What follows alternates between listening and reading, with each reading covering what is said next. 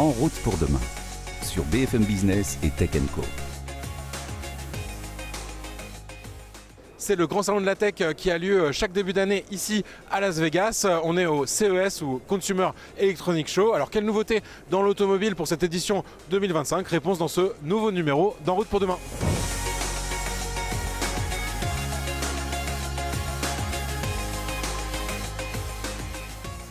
Je suis ravi de vous retrouver ici à ce CES 2025, un Consumer Electronics Show qui donne le ton chaque année des principales nouveautés dans la tech et qui s'est imposé sur la période récente comme presque un salon automobile avec les principales entreprises de mobilité qui viennent exposer leurs nouveautés. On commence d'ailleurs par un acteur qu'on n'attendait pas forcément sur ce terrain des mobilités, le géant japonais Sony, plus connu pour ses appareils photo, ses téléviseurs ou encore sa mythique console, la PlayStation, mais qui compte bien prochainement sortir sa première voiture. On part découvrir ça tout de suite.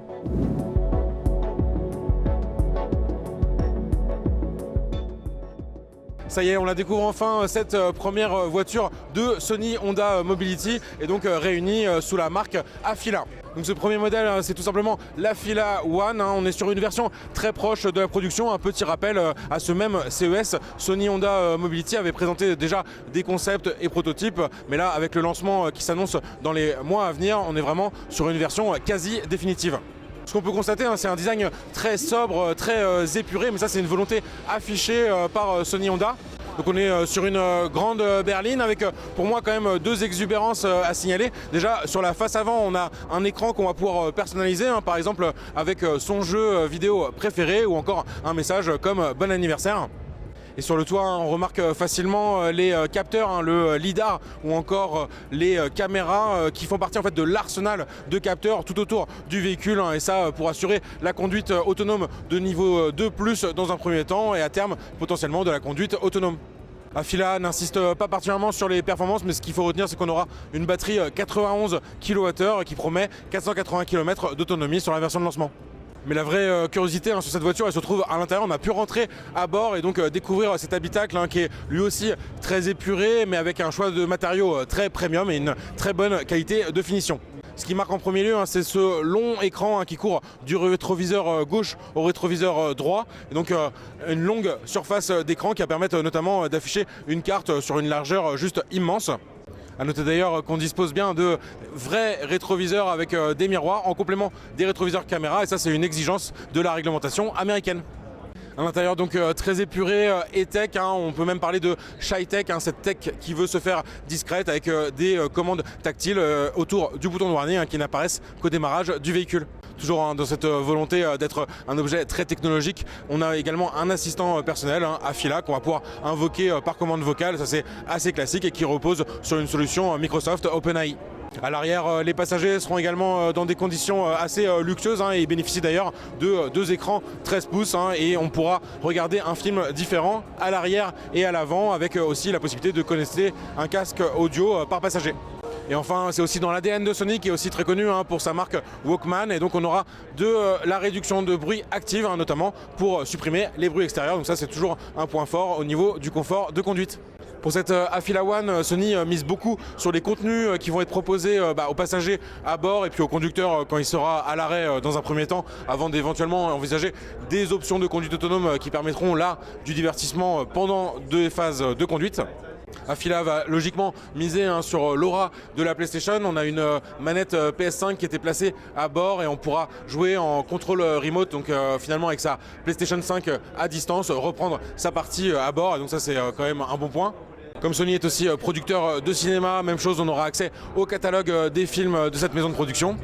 Et enfin, la marque japonaise a conclu de nombreux partenariats avec différents acteurs du monde numérique, comme Amazon Music, Crunchyroll donc pour les animés, ou encore Spotify pour la musique bien sûr, ou Zoom pour envisager des réunions à bord. Et d'autres partenariats sont bien sûr à prévoir dans les mois à venir. L'idée c'est d'être prêt pour le lancement du véhicule en fin d'année 2025 donc en Californie et plus tard dans d'autres états américains et éventuellement par la suite au Japon. Ce sera la version la plus haut de gamme qui sera commercialisée dans un premier temps, donc celle qui démarre à partir de 103 000 $, donc plutôt une concurrente pour une Tesla Model S ou d'autres berlines 100% électriques plutôt haut de gamme. Et dans un second temps, ce sera la version en finition de base, mais tout de même à partir de 90 000 $ qui sera lancée courant 2026.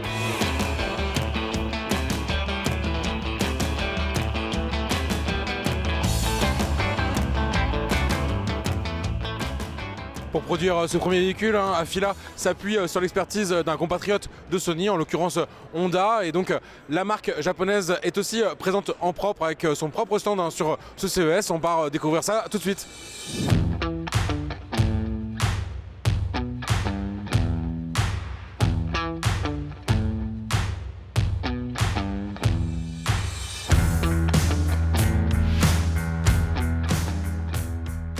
Le premier de ces prototypes, c'est la Saloon, une grande berline très haut de gamme qui se destinera plutôt a priori sur un segment d'ailleurs du luxe avec, on le voit sur le haut du pare-brise, un lidar, donc c'est capteur radar laser pour la conduite autonome de niveau 3 que promet Honda. À l'ouverture des portières électriques, on découvre un habitacle très épuré, très moderne, avec bien sûr une profusion d'écrans. Et c'est vraiment un côté zen que veut cultiver Honda sur cette gamme 0.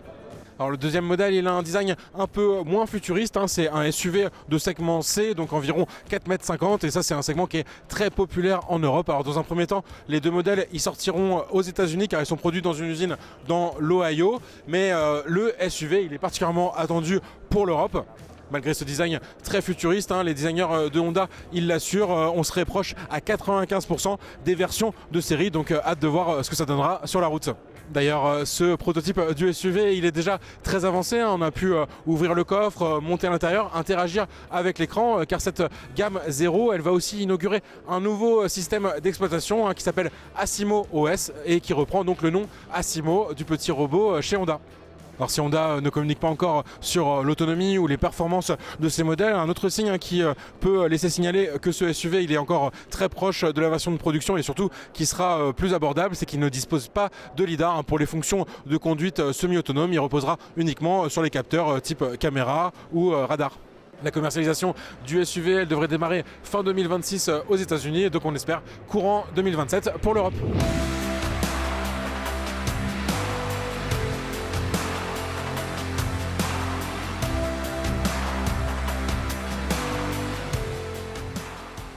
Autre marque emblématique présente sur ce CES, BMW.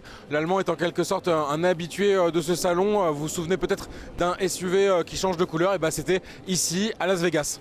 Grosse annonce cette année puisque BMW a présenté tout simplement la nouvelle architecture qui équipera tous ces modèles de prochaine génération à partir de la fin d'année. Les modèles qui inaugureront la nouvelle plateforme Neue Klasse, à la fois en 100% électrique mais aussi sur des motorisations hybrides thermiques. Un environnement numérique donc qui se prête bien à ce rendez-vous de l'électronique ici à Las Vegas et donc qui porte le nom de Panoramic iDrive. Alors c'est quoi le Panoramic iDrive? Ça se compose tout simplement d'un combiné d'écrans mais positionné différemment par rapport aux précédentes générations chez BMW. On va bien sûr disposer d'un écran tactile. La marque ne donne pas encore le format en pouces de la diagonale, mais on peut estimer que c'est assez proche de ce qu'on retrouvera dans une Tesla Model 3, Tesla Model Y, donc environ 15 pouces. En complément de cet écran tactile central pour l'infodivertissement, on retrouve également bien sûr un écran décompteur mais qui est intégré au sein d'un long bandeau d'écran qui court du rétroviseur gauche au rétroviseur droit. Juste derrière le volant, on retrouvera donc les principales informations. BMW tient à apporter une certaine clarté pour le conducteur. Et donc on retrouvera à gauche tout ce qui est lié à peu près aux ADAS, les aides à la conduite. Au milieu, la vitesse avec le mode ou le rapport engagé, parking, drive ou marche arrière. Et à droite, des indications GPS ou des informations sur l'autonomie, le niveau de la batterie et la consommation. Et sur la partie droite de ce bandeau d'écran, on retrouvera plutôt des widgets, ces petits modules personnalisables pour afficher par exemple la météo ou la musique en cours à l'écoute. Et même chose sur l'écran tactile, on pourra aussi fortement personnaliser l'environnement en changeant par exemple la couleur des menus ou en mettant en fond d'écran des modèles mythiques de la marque allemande. En complément, on retrouvera également un affichage tête haute nouvelle génération, ces informations projetées directement dans le pare-brise et qui donc permettent de consulter différentes informations, des indications GPS par exemple sans quitter les yeux de la route. Alors sur ce point précis, BMW disposait déjà d'un des meilleurs afficheurs du marché et là a tenu à encore pousser l'expérience un peu plus loin. Sur les expériences de conduite semi-autonome ou prochainement autonome, le véhicule pourra par exemple indiquer ce qu'il compte faire comme manœuvre à l'avance pour prévenir le conducteur devenu simple passager. Mais la conduite ne sera pas tout de suite 100% autonome et donc on conserve bien sûr un volant. Il est largement aussi modifié sur ce nouveau panoramique iDrive. On n'a pas pu encore le tester, donc la petite crainte c'est juste que BMW a choisi des touches haptiques, ces touches tactiles avec un effet de réponse au toucher. Et ça fait tout de suite penser à un mauvais exemple en tête, un Volkswagen qui avait adopté ce système sur ses touches de raccourci au volant mais qui est revenu en arrière récemment pour revenir à des touches physiques. Mais nul doute que BMW se sera justement inspiré de ce mauvais exemple de son concurrent allemand pour proposer une copie peut-être un peu plus poussée. BMW insiste aussi sur le nouveau système d'exploitation qui fera tourner toutes ces technologies, le BMW Operating System X, une partie invisible qui est aujourd'hui cruciale dans l'automobile. Ce qu'il faut retenir, c'est que ce système, s'il a été développé en interne, il repose sur une base Android, un peu comme on a vu récemment chez Porsche. Une alternative intéressante à Google Automotive qui a été par exemple choisie par Renault mais qui offre un environnement beaucoup plus personnalisable pour des marques premium comme Porsche ou BMW. BMW ne le confirme pas encore mais le premier modèle qui devrait profiter de ce panoramique iDrive devrait être le iX3, donc son prochain SUV 100% électrique.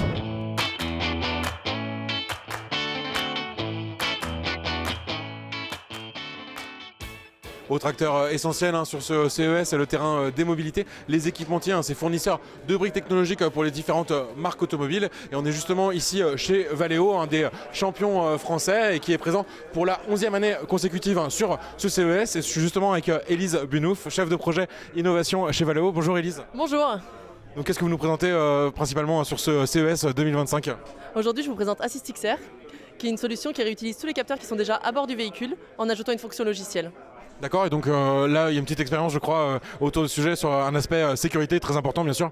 Exactement, l'idée c'est de se dire que la voiture a plein de données aujourd'hui et qu'elle pourrait les envoyer à des opérateurs qui gèrent les services d'assistance, que ce soit pour de la panne ou pour des services d'urgence. On a une voiture qui a une urgence actuellement de l'autre côté, donc l'idée c'est qu'on puisse voir instantanément le digital twin de la voiture, voir quels sont les problèmes sur le véhicule, où il est, où il va en fonction de... ça peut créer des sujets, remplir automatiquement les formulaires de l'opérateur et de créer avec l'intelligence artificielle automatiquement un rapport de qu'est-ce qu'il s'est passé, qui est la première question posée par les services d'urgence, qui est aujourd'hui pas autorisée par la réglementation mais techniquement faisable et donc on se dit que ça va arriver très vite. On peut voir aussi qu'est-ce qui se passe dans la voiture, donc a priori mon conducteur n'a pas l'air d'aller très bien et je peux passer potentiellement sur les caméras extérieures aussi, tourner autour du véhicule, etc. pour voir ce qui se passe autour, si quelqu'un peut venir l'aider. Et ça concrètement, concernant un déploiement concret on va dire avec les services d'urgence, ça peut être fait dans l'année, il y a déjà des contacts qui ont été faits avec des marques automobiles ? C'est la première fois qu'on le présente publiquement, donc on a beaucoup de traction aujourd'hui et beaucoup d'intérêt de tous les constructeurs effectivement qui arrivent. Et l'idée c'est que ça s'intègre le plus simplement possible, donc que ce soit télécharger une application dans l'écran central de la voiture et du côté des fournisseurs de services, donc sociétés d'assistance et autres, ce soit de rajouter une extension par-dessus leur logiciel actuel, donc une intégration la plus simple possible. Et c'est très compatible avec les services d'urgence, j'imagine, partout dans le monde, donc à la fois en Europe, en Amérique du Nord, en Asie ? Exactement. Et donc on travaille sur ce sujet avec Opteven, qui est un des leaders de l'assistance en France, comme avec des services d'urgence. L'idée c'est de s'intégrer sur les différents fournisseurs de services. Et je crois qu'à cette occasion, il y a un autre partenariat important avec un grand acteur du numérique qui a été annoncé, Amazon, c'est ça ? Exactement, on travaille avec AWS sur toute la partie cloud et AI qui se cache derrière la solution d'AssistXR. Autre utilisation des données mais dans un cadre beaucoup plus ludique, Valeo présente son concept aussi Valeo Racer, donc là l'idée c'est d'utiliser les images autour du véhicule pour profiter d'un jeu vidéo complètement immersif et donc un joli mélange entre virtuel et réalité.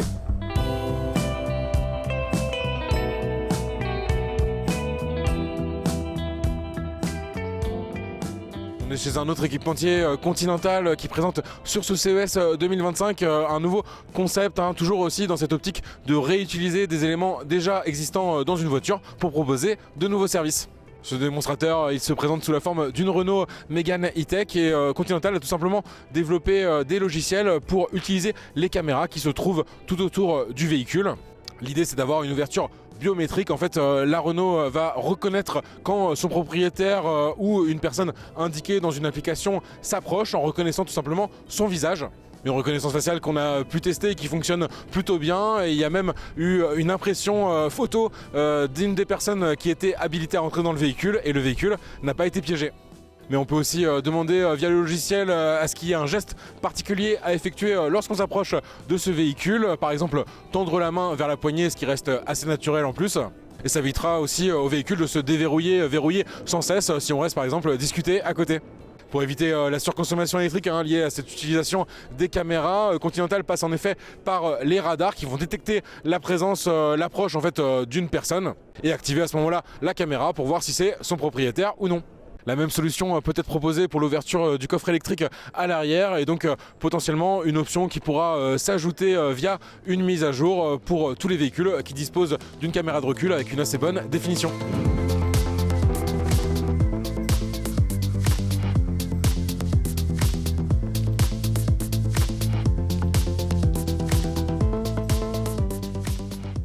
Une édition 2025 de ce CES donc particulièrement riche en nouveautés. On n'a bien sûr pas pu parler de toutes les entreprises présentes, elles sont extrêmement nombreuses, des petites startups aux grands groupes. Et on finit sur une entreprise un peu symbole de ce pays, John Deere, le géant américain des engins de construction et agricoles, dans ce concept 100% autonome et juste gigantesque, plus aucun doute, on est bien aux États-Unis. En route pour demain, la mobilité sous toutes ses formes sur BFM Business et Tech & Co.